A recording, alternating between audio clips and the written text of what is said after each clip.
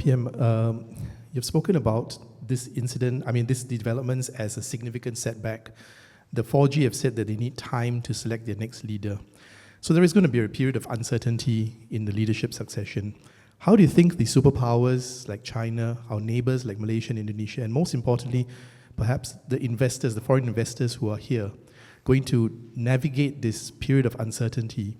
And will it be a case of them being a little bit uncertain about how to deal with the ministers? Maybe I ask Choon Siang to respond to the investors first.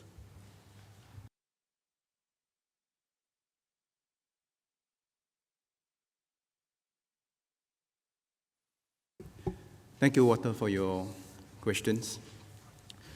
Clear succession planning, policy coherence, policy consistency have been the hallmarks of our system. These are also the factors that have put us in good stead to attract the long-term investments to plant their investments in Singapore and create good jobs for all Singaporeans.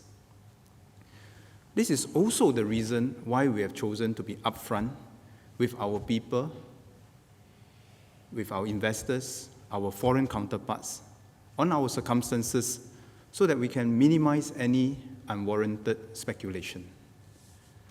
Now, notwithstanding the latest developments, the team, the system, the plans, the processes, the policies are all still in place to provide that continuity and stability for the investors.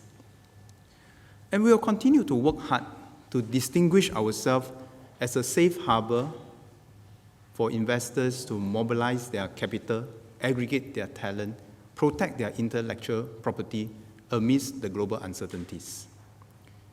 So all our systems, plans, processes, policies were developed by the team collectively.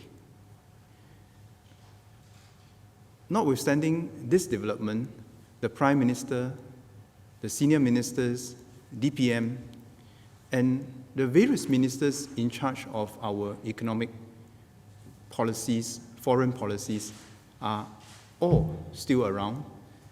And because we have developed those plans collectively, I think the investors can continue to expect coherence and continuity in our approach. And investors can continue to be confident in the way that we will conduct ourselves. And the two proof points to convince the investors will be this: our teamwork and our laser-sharp focus on ensuring that we deliver on our promise to bring Singapore to a higher plane, to emerge stronger from this crisis, and to deliver a better quality of life for all our people.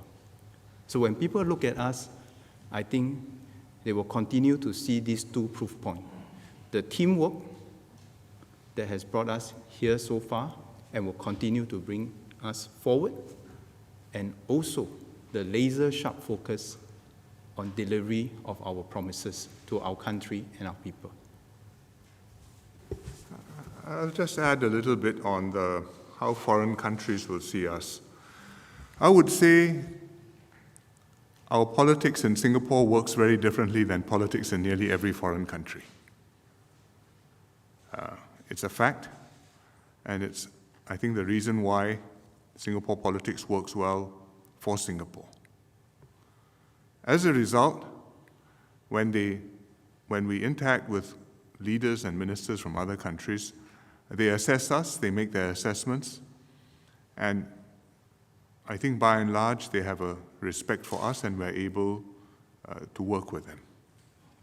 So I think they will assess us based on the quality of leadership which our political system and political process produces.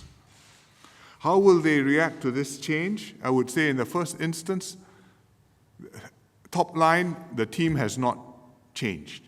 The same ministers are still there. I'm still the PM, Swee Keat is still the DPM, and they will be dealing with the same people, and that's what matters to them if you take the 2, 3, 4-year point of view, which in diplomacy is quite a long time. In the longer term, what they will notice is the quality of the Singapore ministers and PMs and DPMs. And if out of this process we are able to sustain high-quality ministers and leaders for the country, then I think that it will have been the right path forward for Singapore.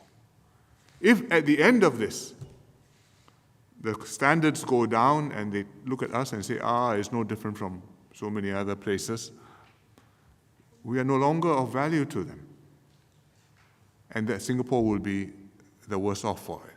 So I think that's how they will see it, not so much whether there's what we would call a relief in place, in progress, one person standing aside, another person getting prepared to come in, but what are the outcomes in terms of persons in charge, quality, and the direction for the country. And that is what we must make sure we can maintain and keep stable while working through the succession process.